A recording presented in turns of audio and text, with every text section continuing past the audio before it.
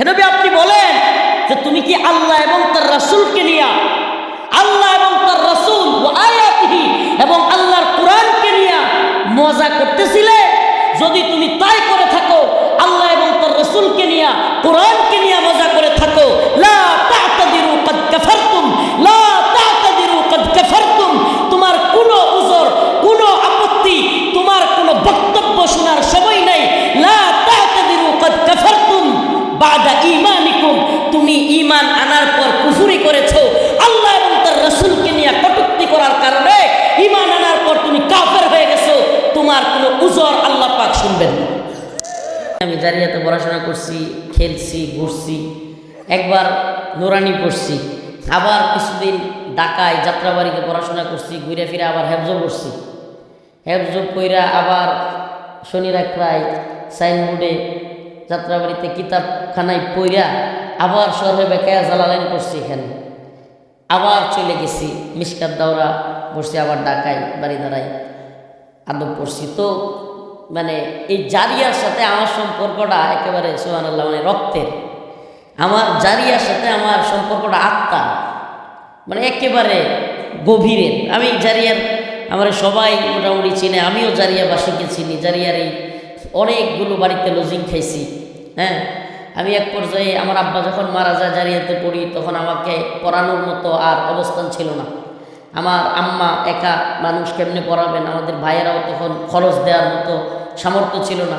তখন জারিয়া থেকে নিয়ে যাবে, তখন আমাদের এক উস্তাদ ছিলেন জারিয়ার, মুরব্বী হুজুর, ওই রেল স্টেশনের সাথে বাড়ি। মুরব্বী হুজুর, হুজুর আছে কি না জানি না, হুজুর ইন্তেকাল করছে, আল্লাহ তার কবরকে জান্নাতের বাগান বানায় দিক। তো আম্মা আসছে, জারিয়া থেকে নিয়ে যাবে, পড়াশোনা বন্ধ, মানে আব্বা নাই, এই 17-18 দিন হয়েছে আব্বা মারা গেছে, এখন আর মানে লজিংয়ের ব্যবস্থা হচ্ছে না। তো এই আল্লাহর বান্দা কারিশা হুজুর এখনো আছে। সেই কারিশা হুজুর আমার নিয়ে একবার লজিং দিছিল, এই এখানে ইমাম মুয়াজ্জিন সাহেব, এগুলো আমার এখনো স্মরণ আছে। আর পরে লজিং আবার বাতিল হয়ে গেছে, উনি যেই ঘরে দিছিল ওনারা আবার গোরাশাল চলে গেছে। তো গোরাশাল যাওয়ার পরে কারিশা হুজুর যখন এই মুরব্বী হুজুর যখন দেখলেন যে রফিক তো চলে যাবে, আলহামদুলিল্লাহ ছোটোবেলা থেকে সকলের আদরের ছিলাম, খুব প্রিয় ছিলাম। হুজুর বললেন যে আমার আম্মারে যে আপনার নেওয়ার দরকার নাই, আমার ছেলে আমার ঘরে খাবে। তো এভাবেই আলহামদুলিল্লাহ একটা পর্যায়ে বাবা না থাকা অবস্থায়ও পড়াশোনা করা হয়েছে। তো এই স্মৃতিগুলো আসলে এখনও ভাসে, যে এর মধ্যে এই পুকুরে কত গোসল করছি, সাঁতরাইছি। এই পুকুরের মাঝখানে একটা 2টা বাঁশ দিয়ে খাবার দিত, আমরা সাঁতরায় ওখানে গিয়ে ওগুলো ধরতাম। মানে কত উস্তাদদের কথা আমাদের স্মরণ হয়ে যায়। আপনারা কষ্ট নিচ্ছেন? এই মাদ্রাসার অনেক উস্তাদদের কথা আমাদের স্মরণ হয়ে যায়, যারা এখন নাই। যে সমস্ত উস্তাদদের কাছে আমরা পড়াশোনা করছি, অনেক হুজুররা, পুরাতন উস্তাদরা এখানে নাই। আর এই মাদ্রাসাটার প্রতি আপনারা বিশেষ করে খেয়াল রাখবেন, কোনো দুশ্মনের দুশ্মনী যেন এই মাদ্রাসার দিকে না পড়ে, কোনো দুষ্কৃতির কারণে যেন মাদ্রাসাটার ক্ষতি না হয়। এটা একটা প্রাচীন প্রতিষ্ঠান, 107 বছর। এটা বাংলাদেশে যদি লিস্ট করা হয়, কয়েকটা প্রতিষ্ঠানের মধ্যে একটা হবে যেটা 100 বছরের উপরে, 100 বছরের উপরের একটা প্রতিষ্ঠান। আল্লাহ তাআলা এই জামিয়াকে কবুল আর মঞ্জুর করুক, বলেন আমিন। এই জামিয়ার উস্তাদ ছাত্রকে কবুল করুক, বলেন আমিন। বিভিন্ন সরকারের সময়ে সরকারের দালালি, সিটারি, সামসামি করা লোকদের থেকে আল্লাহ আমাদেরকে এই জামিয়াকে হেফাজত করুক, বলেন আমিন। হকের জান্ডা নিয়ে চলবার মতো হিম্মত আমাদেরকে দান করুক, বলেন আমিন। তো আমি যে আয়াতে কারিমা তিলাওয়াত করেছি, আজকে কিছু কথা বলবো আপনাদের সামনে। সূরাতুত তাওবার 65 এবং 66 এই আয়াতগুলোর আলোচনা খুব জরুরি হয়ে পড়ছে। বিশেষ কিছু কারণে আমি আরেকটা কথা বলি নেই, আমি এই এলাকার সন্তান, আমি হুজুর মানুষ, মানে ওয়াজ করি, ওয়াজের লাইনের লোক। কিন্তু যদি কেউ মনে করেন যে জারিয়ার দিকে ইচ্ছা মতো যেটা মন চায় এটা করবেন, জারিয়া মাদ্রাসাকে কিংবা বিগত জালেম সরকারের কোনো দূষক যদি জারিয়া মাদ্রাসা নিয়ে উল্টাপাল্টা করবার চিন্তা করেন, আমি কিন্তু আছি ইনশাআল্লাহ। এতটুকু বললাম যে জনগণকে নিয়ে এমন পেদানি দেওয়া হবে যে জারিয়ায় থাকা আপনার জন্য মুশকিল হয়ে যাবে। আপনি কে এটা দেখবার সময় আমাদের নাই। মাদ্রাসার যদি ভালো চান, মাদ্রাসার যদি ফায়দা চান, আপনি অবশ্যই মাদ্রাসার ফায়দা চাইলে আপনাকে সম্মানের সাথে গ্রহণ করা হবে। কিন্তু যদি মাদ্রাসার ক্ষতি করবার চান, আপনি কে কোন দলের কি এটা আমরা দেখব না। অতএব জারিয়া মাদ্রাসার সন্তানেরা, এই মাদ্রাসার সন্তানেরা এখন এক একজন এক এক জায়গায় চলে যেতে পারে, কিন্তু যদি আমরা ডাক দেই কয়েক হাজার ছাত্র জমা হবে জারিয়াবাসী যেতে বেশি। আর এটাও সত্য, জারিয়াবাসী এই মাদ্রাসাটাকে অন্তরের মাদ্রাসা মনে করে। এই জামিয়ার উপরে হাত দিলে জারিয়াবাসীও আপনাকে ছাড়বে না। অতএব মাদ্রাসা কেন্দ্রিক উস্তাদদেরকে, ছাত্রদেরকে সহযোগিতা, আমি জীবন বর দেখছি জারিয়াবাসী ছাত্রদেরকে উস্তাদদেরকে সহযোগিতা করে, জীবন বর দেখছি। অতএব কোনো জুলুমের হাত বাড়াবেন না, ওই হাত ভেঙে দেওয়া হবে। তো আয়াত কারিমা তিলাওয়াত করেছি 65 এবং 66 সূরাতুত তাওবা।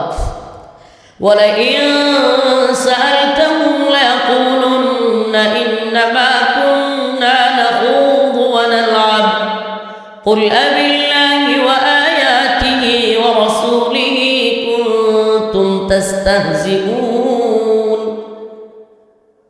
لَا تَعْتَذِرُوا قَدْ كَفَرْتُمْ بَعْدَ إِيمَانِكُمْ। প্রিয় উপস্থিতি, দীর্ঘ রাত হয়ে গেছে, আমি আলোচনার একবারে টু দ্য পয়েন্ট ঢুকে যাচ্ছি যে এই আয়াত নাজিল হওয়ার প্রেক্ষাপটটা কি ছিল, আজকের বর্তমান প্রেক্ষাপটের সাথে এইটার গুরুত্ব কতটুকু কিংবা সামঞ্জস্য কতটুকু, এটা বুঝিয়ে দিয়ে আমি আলোচনা শেষ করবো ইনশাআল্লাহ।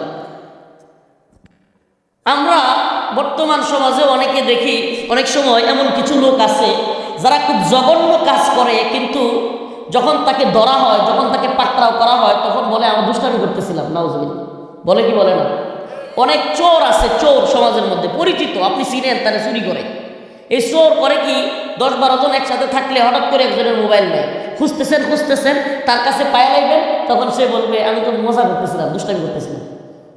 আছে না নাই? দইরা লাইলে মজা করতেছিলাম, গাছের ফল পাইরা লাইছে, সে কিরে কি করস পারে, মানে দেখতেছিলাম। এমনও কিছু বদমাইশ লম্পট আছে নাউজুবিল্লাহ, রাতের গভীরে আমাদের মা বোনদের দরজায় গিয়া টুকা মারে। যেদিন আমাদের ভাই কিংবা আশেপাশের পুরুষ মানুষ ঘরে না থাকে, এমন কিছু লম্পট আছে যারা ঘরের মধ্যে গিয়া টুকা মারে। টুকা মাইরা ওই মহিলা সতীত্ব বা ওই মহিলা সৎ কিনা পরীক্ষা করে, যদি দরজা খুলে দেয় তাকে স্বাগত জানায়, তাহলে তো নাউজুবিল্লাহ সে এই চিন্তা ভাবনায় ঘরে ঢুকে। আর যদি কোনো মা কোনো বোন যদি জুতা নিয়ে কয় এই বদমাইশ তুই এনে গেলে গা, তখন কয় ভাবি দুষ্টামি করতেছি। আছে না নাই?